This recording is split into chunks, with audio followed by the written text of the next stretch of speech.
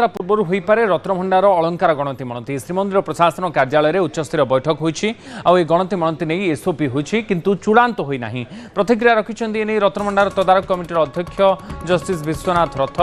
SOP परिचालना committee आलोचना पर सरकार को पठाଯିव। सरकार अनुमति पाइबा पर प्रक्रिया आरंभ हो। गणति मणति दिन सर्वसाधारण दर्शन हो। गणति मणति समय बाहर काठर दर्शन हो। अधिकृत सेवकों को परिचय पत्र प्रदान कर तीनोटी पर्यायर गणति मणति हो। चलती पर बाहर एवं शेष पर्यायर भितर रत्नभंडार गणति हो। 1978 गणति मणति तालिका सहित मेल कर गणति मणति शेष पर चाबी जिला ट्रेजरी रखा समस्त गणति मणति प्रक्रियार वीडियोग्राफी करा गणति मणति समय अधिकृत व्यक्ति मानक कड़ाकड़ी जांच करा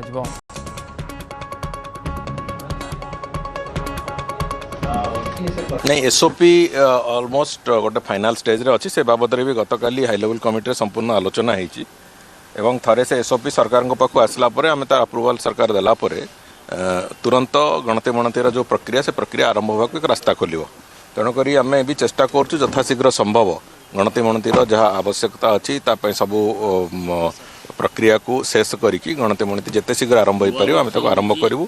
आम रथयात्रा पूर्व आरंभ करिया कथा गतकाली भी हाई लेवल कमिटीर बैठक पर से कहते आम आशा करुँ आम संपूर्ण रूप ठीक ढंग से करूँ। नीतिकांति को कौन व्याघात न करिकी व्याहत न करिकी गणति मणतिर कार्य हम से मुझा गत दिन में भी कही हुए तो समय लगिपे किंतु महाप्रभुंर नीतिकांति कौन बाधा विघ्न न होइकी ए गणति मणतिर प्रक्रिया हम तेणु से दृष्टि किसी असुविधा न हो। आज शिखर चंडी पीठ बंद हाथी शिखर चंडी पहाड़ पाखरे बुलाबुली करुथिबारु द्वितीय दिन में आज भोजी भात सेठारे बंद करा जायछि। कड़ा नजर रखी पुलिस एवं वन विभाग उपस्थित रही। शिखर चंडी पहाड़ को एंट्री गेट रे एवं ताला झुली। शिखर चंडी पहाड़ रे हाथी माति दुईटी दंता हाथी माति भोजी बेले हठात पशि आसी हाथी और हाथी दुईटी उपरे नजर रखा चंदका एसीएफ संग्राम महांती नेतृत्व में दुईटी टीम गठन कर बर्तमान पर्यटन ऋतु चली भोजी न कर पारि पर्यटक निराश फेरुछंती।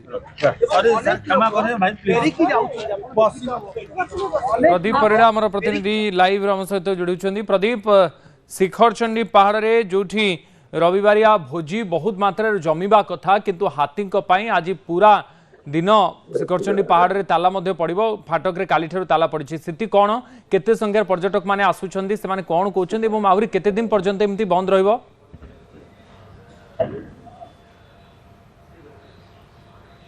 निश्चित भाव में कहीपर आज को 6 दिन है हाथी शिखरचंडी पहाड़ पाखापाखि बुलूची खाद्य अन्वेषण में बुलूची से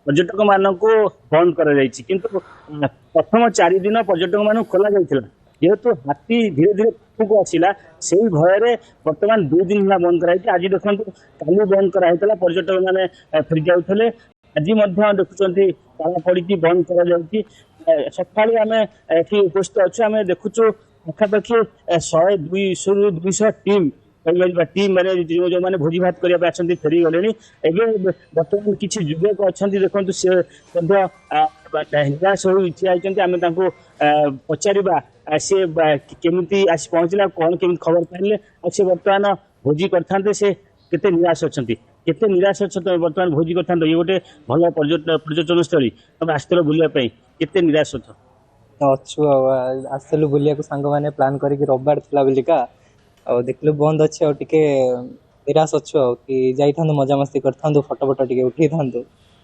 पारानी से ये भुवनेश्वर आसलु साई इंटरनेशनल स्कूल पाखे से रोचु आसलु प्लान करके सब सांग मैंने कौन कौन सब प्लानिंग कर तुम्हें फीस्ट करते सेल्फी नहीं सांग डांस भी करते ठीक है। अच्छा तुम सुरक्षा को दृष्टि रखी लोक मैंने केमी असुविधा न पड़े कि तुमको असुविधा न हो हाथी किसी तुम क्षति न कर वन विभाग जो पदक्षेप नहीं देखुं ठीक ठीक मत ठीक लगुच पदक्षेप कहीं जेहेतु हाथी आमर विलुप्त हवा लगी तो प्रथम प्रायोरिटी दौरान गवर्नमेंट वन विभाग दौरान हाथी सुरक्षा तापर आम सुरक्षा तापर आमर बुलवाटा भी एत इम्पोर्टाट नुहे प्रथम आम प्रायोरिटी दबा आमर वन्य जंतु को शुणुते कहते वन्य जंतु प्रथम प्रायोरिटी दवा दरकार ये भी आउ जड़े भाई आसते ये भी फेरी जाती केते निराश फेरी जाऊ भाई नाई मु तो प्राय संडे रे आसे ठीक କିଛି ଅସୁବିଧା ନାହିଁ, କିନ୍ତୁ ପ୍ରଥମେ ବନ୍ୟଜନ୍ତୁଙ୍କୁ ସୁରକ୍ଷା ଦେବା ଆମର କର୍ତ୍ତବ୍ୟ। ଆମ ସରକାରଙ୍କୁ ଆମେ ଅନୁରୋଧ କରିବା ଆଉ ଇଏ ପ୍ରତି ଟିକେ ବିଶେଷ ଧ୍ୟାନ ଦେଲେ ଟିକେ ଆଉ ଟିକେ ଭଲ ହବ। ଦେଖନ୍ତୁ ଆମେ ବର୍ତ୍ତମାନ ଉଡିଓଟି ଆମେ ଅଧିକାରୀ ଅଛନ୍ତି, ବନ ବିଭାଗର ଅଧିକାରୀ ଅଛନ୍ତି, ତାଙ୍କ ପାଖରୁ ପୁରା ସବିଶେଷ ଡିଟେଲ୍ସ ନବା। ଆପଣ ଦେଖୁଛନ୍ତି ଏ ଗେଟ୍ ବନ୍ଦ ଅଛି ଏବଂ ଦେଖନ୍ତୁ ଇଏ ପୁରା ଶିଖରଚଣ୍ଡୀ ସ୍ଥଳୀ ପୁରା ଫାଙ୍କା ନିଛାଟିଆ, କାରଣ ଯେହେତୁ ପର୍ଯ୍ୟଟନ ଗୋଟେ ଭଲ ପର୍ଯ୍ୟଟନ ସ୍ଥଳୀ, ସେଠିକି ବହୁ ସଂଖ୍ୟାରେ ଆସନ୍ତି, ବହୁ ପର୍ଯ୍ୟଟନ ଆସନ୍ତି ବା ଫିଷ୍ଟି କରନ୍ତି, ଭୋଜି ଭାତ କରନ୍ତି। କିନ୍ତୁ ବର୍ତ୍ତମାନ ଆମେ ଯାହା ଦେଖୁଛୁ ପୁରା ନିଛାଟିଆ, କେବଳ ହାତୀର ଭୟରେ ଛଡ଼ାଯାଉନି ପର୍ଯ୍ୟଟକ ମାନଙ୍କୁ। କିନ୍ତୁ ଯଦି ଆମେ ଆମ ପାଖରେ ଅଛନ୍ତି ବର୍ତ୍ତମାନ ବନ ବିଭାଗ ଅଧିକାରୀ ଅଛନ୍ତି, ତାଙ୍କୁ ପଚାରିବା ହାତୀର ଚଳପ୍ରଚଳ ବର୍ତ୍ତମାନ କୋଉଠି ଅଛି, ଆଉ କେତେ ଦୂରରେ ଅଛି, ଆଉ କେତେ ଦିନ ପରେ ଖୋଲିବ। ସାର୍ ଆମେ କହିବା ଏଇ ଯୋଉ 2 ଦିନ ହେଲା ବନ୍ଦ ଅଛି, ଏବେ ପୁଣି ହାତୀ କୋଉଠି ଚଳପ୍ରଚଳ କରୁଛି, ହାତୀ ଠାବ କରାଗଲାନି କି ନାହିଁ, ତାକୁ ଦୂରକୁ ଘୋଡ଼ା ଯାଉଛି ନା କେମିତି କ'ଣ ପରିସ୍ଥିତି ଅଛି? ହାତୀ ବର୍ତ୍ତମାନ ସେ ଶିଖରଚଣ୍ଡୀ ପାହାଡ଼ର ସେପଟ ସାଇଡରେ ଅଛନ୍ତି। ଯେହେତୁ ପବ୍ଲିକଙ୍କର ସୁରକ୍ଷା ଦୃଷ୍ଟିରୁ ଆମେ ଏଇ ପିକନିକ ସ୍ପଟକୁ ବନ୍ଦ କରିବାକୁ ବାଧ୍ୟ ହଉଛୁ, ଯେ ଜଙ୍ଗଲ ହାତୀ ଥିବାରୁ। କେତେ ଦିନ ବନ୍ଦ ରହିବ ବୋଲି ଆପଣ ଭାବୁଛନ୍ତି? କେତେ ଦିନ ନୁହଁ, ଆମେ ତ ଚେଷ୍ଟା କରୁଛୁ, ଆମ ଷ୍ଟାଫ୍ ବି ବର୍ତ୍ତମାନ ବି ଚେଷ୍ଟା ଚଲେଇଛନ୍ତି ହାତୀ ତଡ଼ିବାରେ। ସେପଟକୁ ଆମେ ଡ୍ରାଇଭ୍ କରିକି ଆମ ସାଞ୍ଚୁରୀ ଭିତରେ ନେବା ପାଇଁ ଚେଷ୍ଟା ଚଲେଇଛୁ। ହାତୀ ଯେତେ ଶୀଘ୍ର ଆମ ସାଞ୍ଚୁରୀକୁ ପଳେଇବେ ଆମେ ଏଟାକୁ ତ ଖୋଲା ହେଇଯିବ।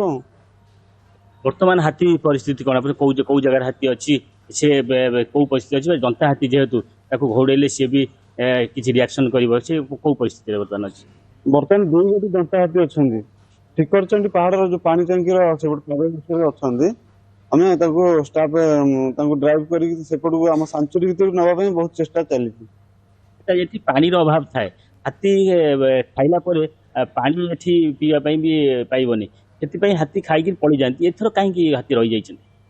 ତାଙ୍କର ଯୋଉ ୱାଟର ପାଣି ଟାଙ୍କି କାମ ଚାଲୁଛି, ସେଠି ତାଙ୍କର ବି କିଛି ପାଣି ରହିଥିଲା, ସେ ବର୍ତ୍ତମାନ ପାଣି ସରି ଆସିଲାଣି। ସେ ବି ହାତୀ ଦିନେ 2 ଦିନ ଭିତରେ ଯିବାର ସମ୍ଭାବନା ଅଛି। ଆମେ ବି ଆଜି ବି ରାତିରେ ଚେଷ୍ଟା କରୁଛୁ ତଡ଼ିକି ଆରପଟକୁ ନେବା ପାଇଁ। ଶୁଣୁଥିଲେ ଆଜି ଚେଷ୍ଟା କରାଯାଉଛି ହାତୀକି କେମିତି କ'ଣ ନିଆଯିବ ବା ତାଙ୍କର ଖୁଆକୁ କେମିତି ନିଆଯିବ, ଏଇ ଚେଷ୍ଟା କରାଯାଉଛି ବନ ବିଭାଗ ପକ୍ଷରୁ। ତାପରେ ଯଦି ହାତୀ ପଳେଇ ଯାଏ ତାପରେ ଖୋଲାଯିବ। କିନ୍ତୁ ହାତୀ କେବଳ ଖାଦ୍ୟ ଅନ୍ୱେଷଣରେ ଆସିଛି, କାରଣ ଏଠି ଯେହେତୁ ଶିଖରଚଣ୍ଡୀ ପାଖରେ କ'ଣ ହୁଏ, ଗଛ ଗୁଡ଼ା ସବୁ ତଳକୁ ଥାଏ, ବିଶେଷ କରି ବଡ଼ ଓହଳ ଥାଏ ତଳକୁ। ବଡ଼ ଓହଳ ଖାଇବା ପାଇଁ ହାତୀ ଟିକେ ଭଲ ପାଆନ୍ତି, ସେଥିପାଇଁ ସେ ଶିଖରଚଣ୍ଡୀ ପାଦଦେଶକୁ ଆସିଛନ୍ତି। ବର୍ତ୍ତମାନ ଯାହା ଜଣାପଡ଼ୁଛି, ହାତୀ ଯୋଉ ପାଣି ଥିଲା, ପାଣି ଏଠି ସଟେଜ ଥାଏ ସବୁବେଳେ ଶିଖରଚଣ୍ଡୀ ପାଖରେ, ଯେହେତୁ ପ୍ରାୟତଃ ଶିଖରଚଣ୍ଡୀ ପାହାଡ଼ ଆଖପାଖରେ ହାତୀର ଗତିବିଧି ଦେଖିବାକୁ ମିଳିଥାଏ। ଏବେ ପୁଣି ଥରେ ହାତୀ ଯେହେତୁ ଚଳପ୍ରଚଳ କରୁଛି ପାହାଡ଼ରେ, ତେଣୁ पर्यटन ऋतु थाई लोक अनुमति दि जाऊना से भोजिभात करने। बहुत बहुत धन्यवाद प्रदीप, आपंकर सूचना। प्रदीप परिड़ा आम प्रतिनिधि रही।